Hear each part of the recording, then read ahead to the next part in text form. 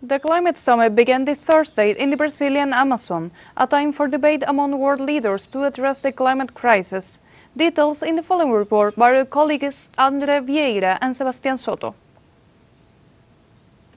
Reinforce security for the climate summit, with over 150 foreign delegations in attendance. At the gate of the meeting place, indigenous people, black resistance communities, and fishermen protested to demand direct resources for those who preserve the rainforest. This demand was also supported by those participated in the meeting. When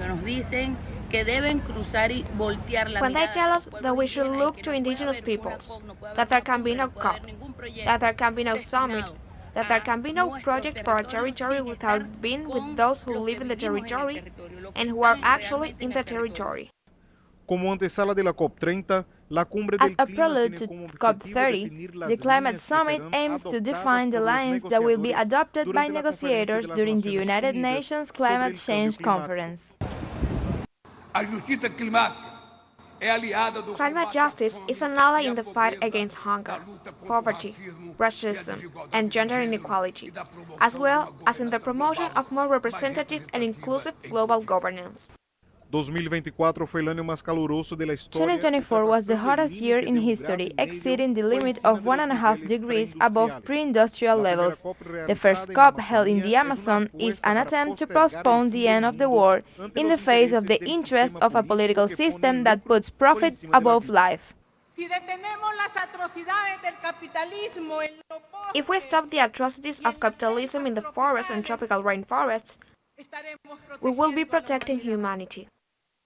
Africa, Asia, Europe, Oceania, the Americas, all were represented, but the absence of the leader of one of the world's most polluting countries was noticeable.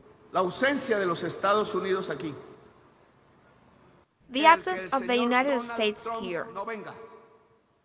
The fact that Mr. Donald Trump is not coming, the fact that he personally denies science and is leading his society with his eyes closed towards the abyss, and with it, humanity.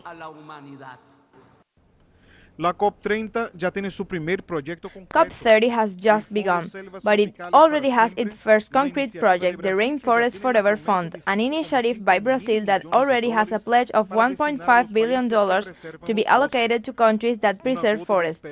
A glimmer of hope in the midst of an extreme storm, responding to the demands of the communities protesting outside the summit.